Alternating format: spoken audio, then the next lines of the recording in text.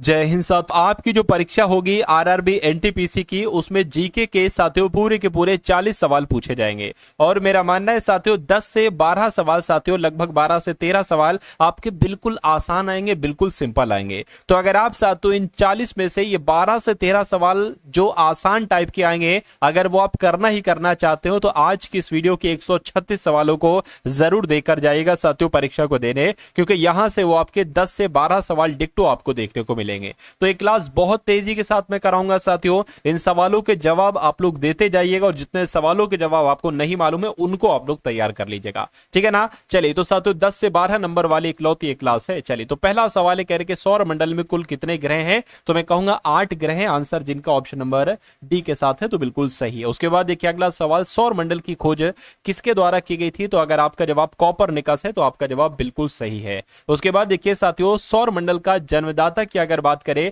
तो पृथ्वी को, शुक्र को, शनि को नहीं साथियों, सूर्य को कहा जाता है सौर मंडल का जन्मदाता। उसके बाद देखिए कह रहे कि अंतरिक्ष में कुल कितने तारामंडल होते हैं, तो साथियों कितने तारामंडल होते हैं, 88 तारामंडल होते हैं। ये भी आप लोगों यहां पर याद रखेंगे। उसके बाद देखिए भारत के कितने राज्यों की सीमा भूटान से लगी हुई है, तो मैं कह सकता हूं भारत के 4 राज्यों की सीमा भूटान से लगी है। नंबर आप लोग याद रखेंगे। कह रहे कि भारत में सबसे ज्यादा रबड़ के उत्पादन किस राज्य में होता है, तो सबसे ज्यादा उत्पादन रबड़ का कहां पर होता है, मैं कहूंगा साथियों केरल राज्य में होता है। आंसर आपका भी होगा। गन्ना उत्पादन में भारत विश्व में साथियों कौन से स्थान पर है, आपसे पूछा जा रहा है, तो आप लोग याद रखेंगे दूसरे स्थान पर है ना। भारत जो है ना गन्ने के उत्पादन में ये दूसरे स्थान पर है। अगला सवाल देखिए करके यहां पर साथियों लबुल परियोजना नहीं होना चाहिए, तुलबुल परियोजना होना चाहिए। क्या साथियों, अगर आपके एग्जाम में डायरेक्ट आ जाए कि तुलबुल परियोजना किस नदी पर स्थित है, तो ये साथियों झेलम नदी पर स्थित है। आंसर अगर आपका सी है तो बिल्कुल सही है। हीराकुंड जल विद्युत परियोजना ये किस नदी पर, यह सवाल बहुत इंपॉर्टेंट है और आपके एग्जाम में पूछा जाएगा। साथियों यहां पर मैं आपको बता देना चाहता हूं, अगर आप अंडर ग्रेजुएट वाली एनटीपीसी की परीक्षा क्रैक करना चाहते हैं तो ये 3 पीडीएफ आप लोग अगर देख लेंगे तो मेरा मानना है कि पेपर आपका साथियों क्रैक हो जाएगा। देखिए आपको 10 मॉडल पेपर साथियों दिए जा रहे हैं। सबसे पहले इन पेपर को अगर आप देख लेंगे, इसमें जो क्वेश्चंस हैं ये क्वेश्चंस आपकी शिफ्ट पर भारी पड़ेंगे, है ना। इसमें रीजनिंग है, जीके है, जीएस है, मैथ है, करंट अफेयर है। उसके अलावा साथियों आपको पीवाईक्यू दिए जा रहे हैं, एनटीपीसी के पीवाईक्यू, जिसमें से एग्जामिनर 50% सवाल पूछेगा। तो अगर आप ये पीडीएफ तैयार कर लेंगे तो साथियों 50% कंटेंट यहां से, और कुछ नहीं साथियों 20 से 25% कंटेंट यहां से, और कुछ क्वेश्चन साथियों आपके करंट अफेयर के आएंगे लगभग 10 सवाल, और 10 के 10 साथियों सब आप यहां से देखेंगे, लगभग 8 से 9 तो देख ही लेंगे। तो ये पीडीएफ अगर आप लेना चाहते हैं, मैं कहूंगा साथियों ले लीजिए। सिर्फ और सिर्फ 45 इस पीडीएफ का प्राइस है। डिस्क्रिप्शन में लिंक है, वहां से जाकर आप इस पीडीएफ को प्राप्त कर सकते हैं, है ना। चलिए तो साथियों परीक्षा में आपका जितना समय बचा हो इस पीडीएफ को ले जरूर लीजिएगा, और जितना देख सकते हैं पढ़ सकते हैं उतना पढ़ लीजिएगा, और फिर साथियों चले जाइएगा एग्जाम हॉल में। कह रहे कि हीराकुंड जल विद्युत परियोजना की अगर बात करें किस नदी पर स्थित है, तो ये महानदी पर स्थित है। उसके बाद देखिए वायुमंडल में सर्वाधिक कौन सी गैस मिलती है, मैं कहूंगा नाइट्रोजन गैस मिलती है। अच्छा कितने प्रतिशत मिलती है, इस बात का जवाब मुझे आप दीजिए साथियों कमेंट सेक्शन में।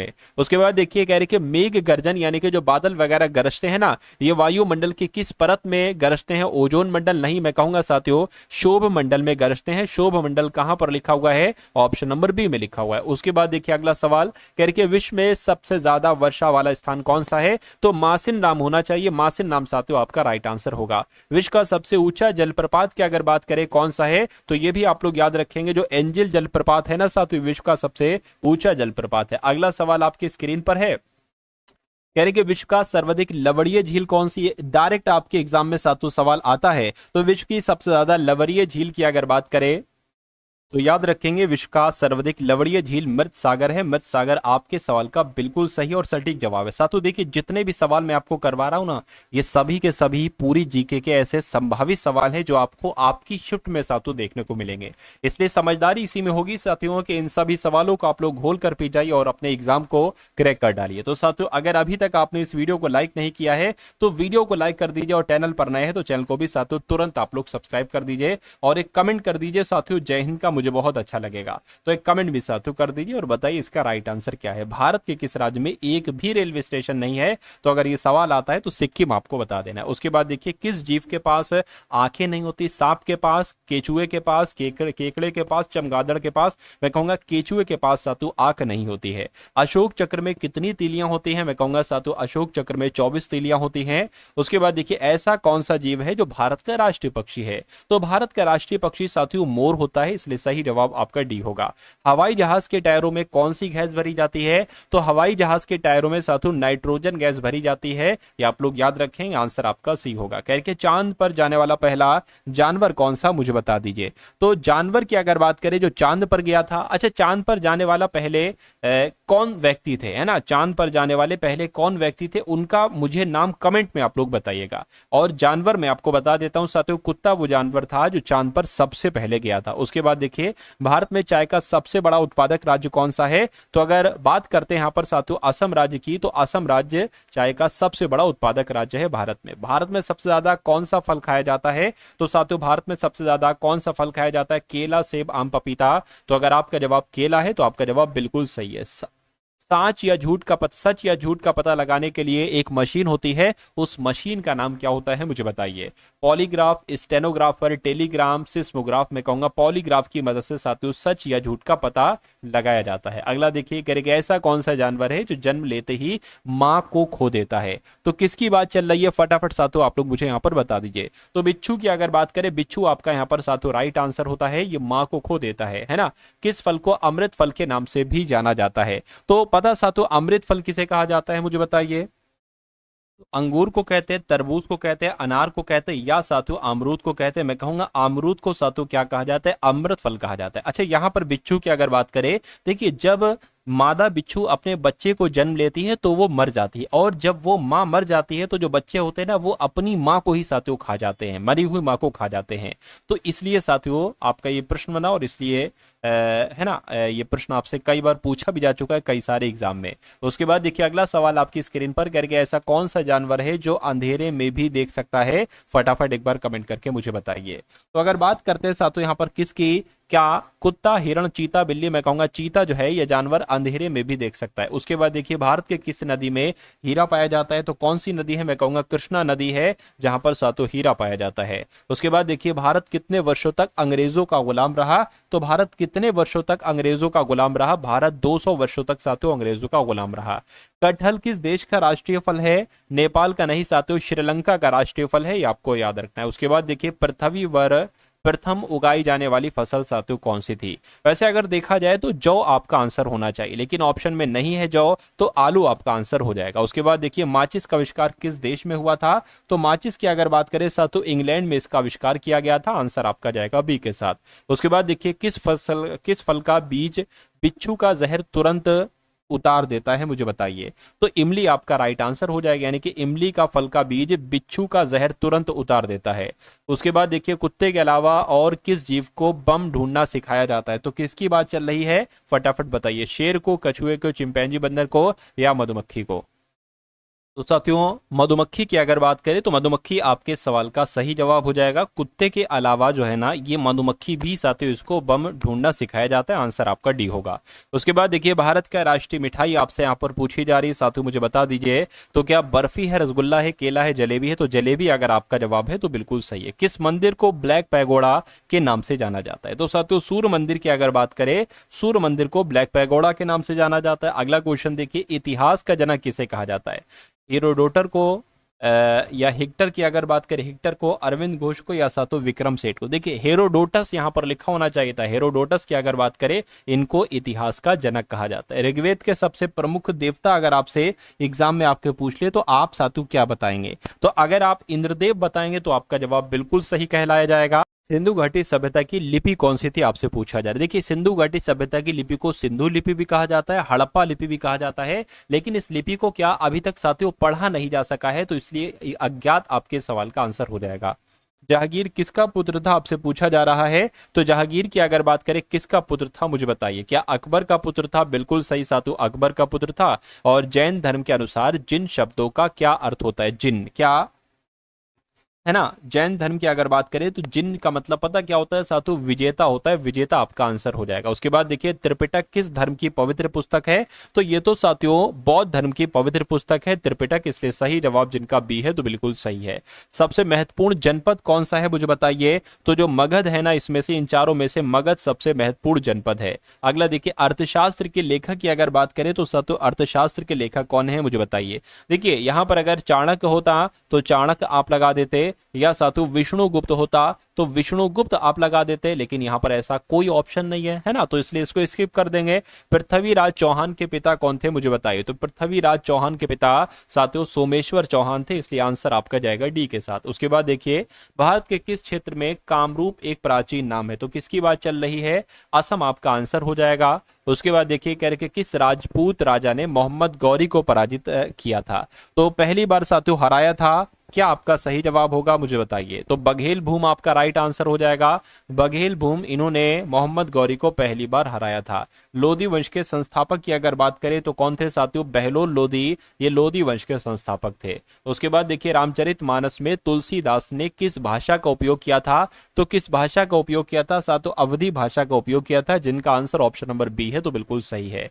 चार मीनार का निर्माण किसने करवाया था, तो चार मीनार का निर्माण साथियों मोहम्मद कुली कुतुब शाह ने करवाया था, ये भी आप लोग याद रखेंगे। अगला सवाल देखिए कह रहे कि चित्तौड़गढ़ का किला ये कहां पर स्थित है, पंजाब में, राजस्थान में, गुजरात में, मध्य प्रदेश में, तो राजस्थान में साथियों चित्तौड़गढ़ का किला स्थित है, ये आपको याद रखना है। उसके बाद देखिए अगला क्वेश्चन कह रहे कि हवा महल किस शहर में स्थित है, तो ये तो साथियों राजस्थान में स्थित है और राजस्थान के जयपुर में स्थित है हवा महल। उसके बाद देखिए अगला सवाल, किस किले को गोल्डन फोर्ट के नाम से भी जाना जाता है, तो अगर बात करते हैं साथियों जैसलमेर के किले को क्या गोल्डन फोर्ट के नाम से जाना जाता है, मैं कहूंगा बिल्कुल सही जवाब आपका। बाबर किस वंश का शासक था, तो बाबर की अगर बात करें ये साथियों मुगल वंश का शासक था, जिनका आंसर ऑप्शन नंबर ए है तो बिल्कुल करेक्ट है। खालसा पंथ की स्थापना किसने की थी साथियों, तो गुरु नानक ने, गुरु अर्जुन देव ने, गुरु हरगोविंद ने, या गुरु गोविंद सिंह के द्वारा, मैं कहूंगा गुरु गोविंद सिंह के द्वारा ही खालसा पंथ की स्थापना की गई थी। अगला सवाल कह रहे कि हीमोग्लोबिन में कौन सा तत्व पाया जाता है, तो हीमोग्लोबिन की अगर बात करें सोडियम तो नहीं साथियों, इसमें लोहा पाया जाता है, लोहा आपका बिल्कुल सही जवाब हो जाएगा। लीची का कौन सा भाग खाया जाता है, एरिल, बीज, भ्रूणपोष, या साथियों मध्यभक्ति, तो अगर आपके एग्जाम में ये सवाल आ जाए तो एरिल भाग जो है ना ये लीची का खाया जाता है। उसके बाद देखिए यानी कि नींबू का पीएच मान कितना होता है, सो साथियों नींबू का पीएच मान कितना होता है, 2.2, ये आप लोग याद रखेंगे, आपके एग्जाम में आ सकता है।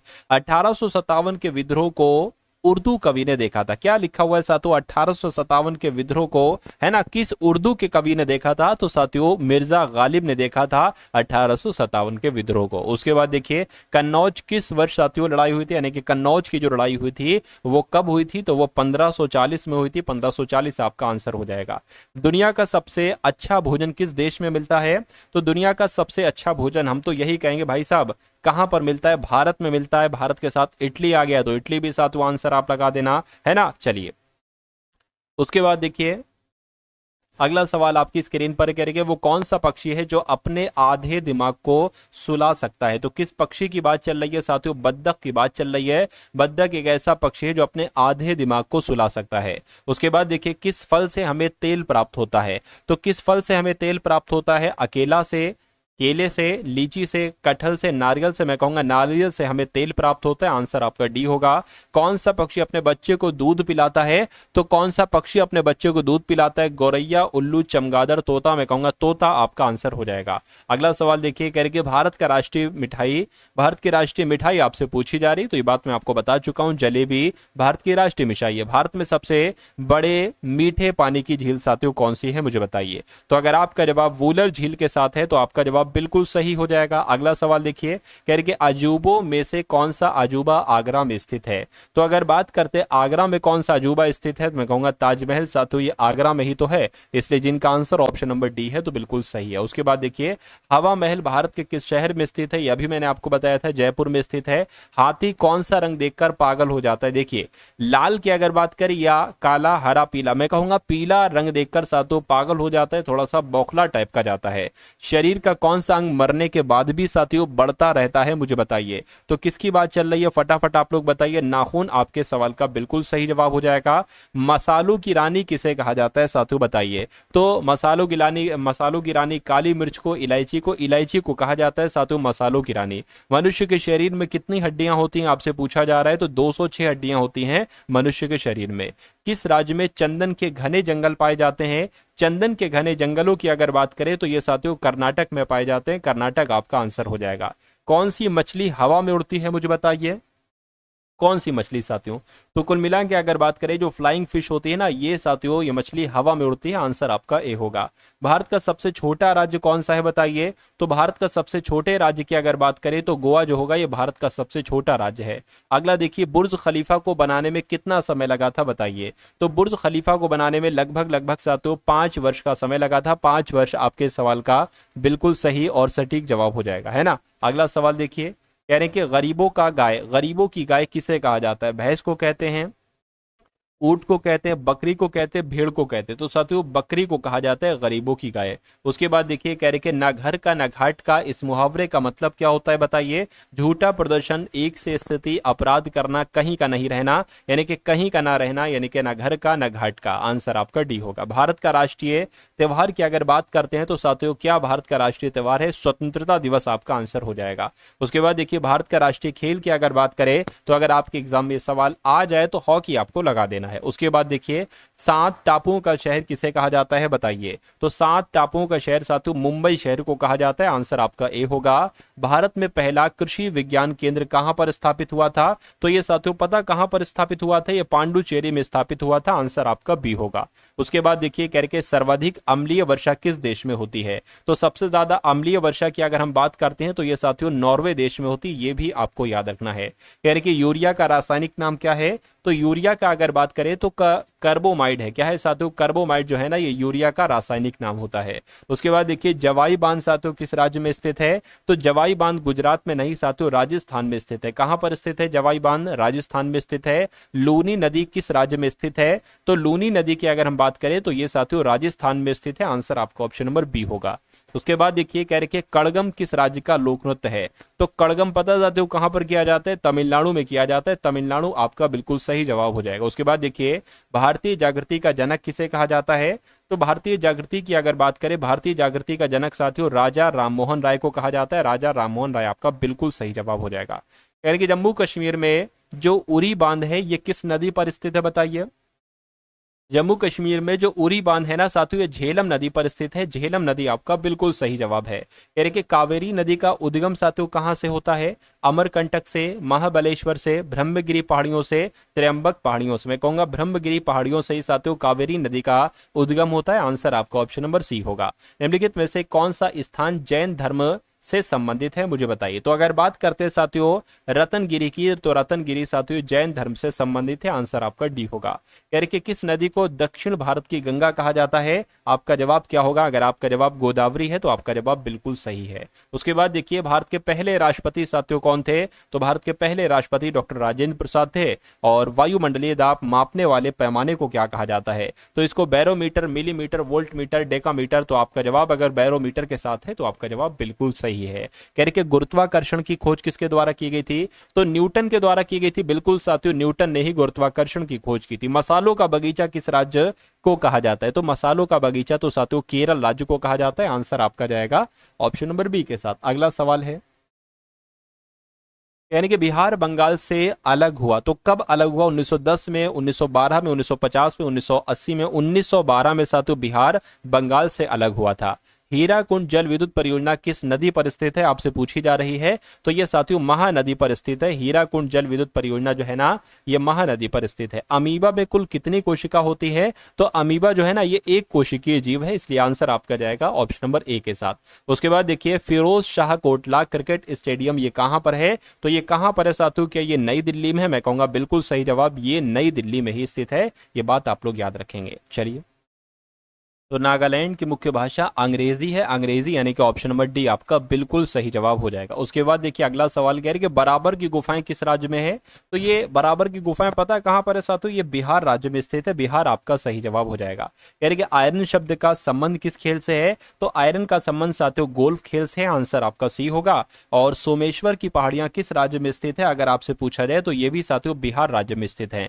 अगला देखिए जैविक मरुस्थल किस नदी को कहा जाता है। तो दामोदर नदी को कहा जाता है साथियों जैविक मरुस्थल। नेक्स्ट नंबर का सवाल है कह रहे सालबाई की संधि किसके किसके बीच हुई थी। तो सालबाई की संधि रघुनाथ राव और ईस्ट इंडिया कंपनी नहीं, पेशवा नहीं साथियों, दौलत राम सिंधिया अंग्रेज नहीं साथियों, महादजी सिंधिया और अंग्रेजों के बीच हुई थी। बिल्कुल सही साथियों, आंसर आपका ऑप्शन नंबर डी होगा। उसके बाद देखिए पंचवर्षीय योजनाओं का विचार किस देश से लिया गया था। साथियों आपके 100 सवाल हो चुके हैं, लेकिन मैंने आपको बताया था पूरे 136 सवाल साथियों मैं आपको करवाने वाला हूं।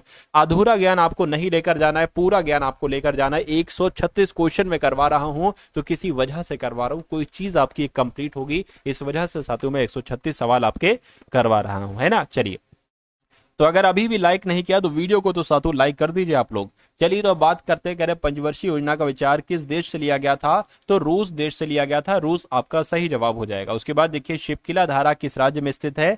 तो ये साथों हिमाचल प्रदेश में स्थित है, आंसर आपका ए होगा। और किस देश का झंडा दोहरे त्रिभुज के रूप में है। तो किसकी बात चल रही है साथों, नेपाल की बात चल रही है। नेपाल देश का झंडा दोहरे त्रिभुज में है।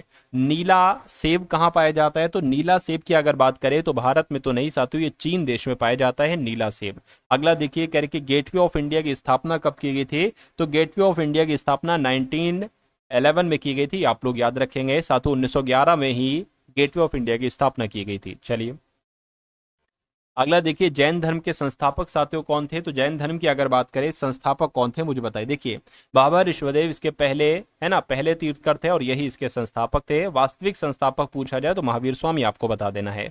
जैन धर्म के कुल कितने तीर्थकर रहे, मैं कहूंगा 24 तीर्थकर रहे, ये भी आप लोग याद रखेंगे। उसके बाद देखिए कह रहे कि जैन धर्म के प्रथम तीर्थकर कौन थे साथियों। तो बाबा ऋषभदेव थे, ये मैं आपको बता चुका हूं। उसके बाद देखिए कह रहे कि तीर्थकर शब्द किस धर्म से संबंधित है। तो ये भी आपको मालूम होना चाहिए, जैन धर्म से संबंधित है तीर्थकर शब्द। अगला देखिए जैन धर्म के 23वें तीर्थकर बाबा पार्श्वनाथ किसके पुत्र थे। तो ये साथियों राजा अश्वसेन के पुत्र थे, ये भी आप लोग यहाँ पर याद रखेंगे। अगला क्वेश्चन देखिए कह रहे कि महावीर स्वामी का जन्म कहाँ पर हुआ था। तो महावीर स्वामी की अगर बात करें, इनका जन्म आपसे पूछा जा रहा है, मुझे बताइए। तो साथियों बिहार में इनका जन्म हुआ था और बिहार के कुंडग्राम में इनका जन्म हुआ था, ये बात आप लोग याद रखेंगे। आंसर जिनका ऑप्शन नंबर बी है तो बिल्कुल सही। कह रहे कि महावीर स्वामी के बचपन का नाम क्या था।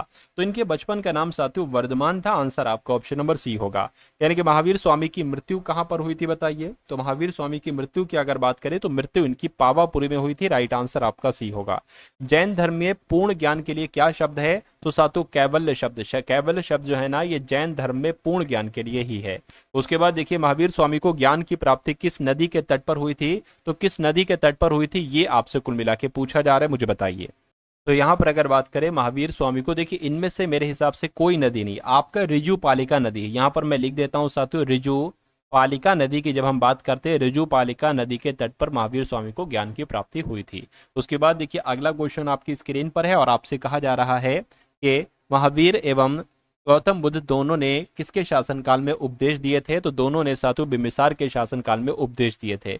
जैन साहित्य को क्या कहा जाता है। तो जैन साहित्य को साथियों आगम कहा जाता है। अगला सवाल देखिए भगवान महावीर स्वामी के प्रथम शिष्य कौन थे। तो इनके प्रथम शिष्य का नाम साथियों जमाली था, जमाली आपका आंसर हो जाएगा। महावीर स्वामी की माता कौन थी। तो महावीर स्वामी की माता की अगर बात करें, इनका नाम त्रिशला था, आंसर आपका ए होगा। उसके बाद देखिए सियादवाद किसका सिद्धांत था। तो सियादवाद की अगर बात करें, ये साथियों जैन धर्म का सिद्धांत था, आंसर आपका डी होगा। उसके बाद देखिए करके द्वितीय जैन संगीति का आयोजन कहां पर हुआ था। तो द्वितीय जैन संगीति का आयोजन साथियों बल्लभी में हुआ था, आंसर आपका बी हो जाएगा। उसके बाद देखिए अणुव्रत शब्द किस धर्म से जुड़ा हुआ है। तो अणुव्रत शब्द की अगर बात करें तो ये तो जैन धर्म से ही जुड़ा हुआ है। उसके बाद देखिए महावीर स्वामी की मृत्यु के बाद जैन संघ का अगला अध्यक्ष कौन बना था। तो अगर आपके एग्जाम में सवाल आ जाए तो शुद्ध मर्ण आपको बता देना है ना। अगला सवाल देखिए महावीर स्वामी का जन्म कहां पर हुआ था। तो महावीर स्वामी की अगर बात करें, जन्म मैंने आपको बताया था कुंडग्राम में हुआ था, आंसर आपका बी होगा। उसके बाद देखिए विश्व की सबसे बड़ी खारे जल की झील कौन सी है, ये आपको यहाँ पर मुझे बताना, बताइए। तो कैस्पियन सागर आपका राइट आंसर हो जाएगा। उसके बाद देखिए कह रहे कि भोर का तारा किस ग्रह को कहा जाता है, तो साथियों शुक्र ग्रह को कहा जाता है भोर का तारा, सांझ का तारा, आंसर आपका डी होगा। कह रहे कि सिंधु घाटी सभ्यता के लोग किसकी पूजा करते थे, तो ये साथियों पशुपति की पूजा करते थे, राइट आंसर आपका ए होगा। सियाचिन ग्लेशियर भारत के किस राज्य में स्थित है, तो ये कहां पर स्थित है, ये जम्मू कश्मीर में स्थित है। उसके बाद देखिए सिमलीपाल राष्ट्रीय उद्यान ये किस राज्य में है, तो ये कहां पर है साथियों, आपसे पूछा जा रहा है, ये ओडिशा में स्थित है सिमलीपाल राष्ट्रीय उद्यान। उसके बाद देखिए इतिहास का जनक किसे कहा जाता है, तो हेरोडोट्स को कहा जाता है, मैंने आपको बताया था। पानीपत की दूसरी लड़ाई कब हुई थी साथियों, 1526 में, 1561 में, 1571, 1556, 1556 आपका आंसर हो जाएगा। उसके बाद देखिए करके शिवाजी को, महाराजा शिवाजी को तोपे किसने प्रदान किए थे, तो साथियों अंग्रेजों ने प्रदान किए थे, आंसर आपका बी होगा। उसके बाद देखिए भारतीय राष्ट्रीय कांग्रेस की स्थापना कब की गई थी, तो क्या 1865 में नहीं साथियों 1885 में की गई थी, आंसर आपका बी होगा।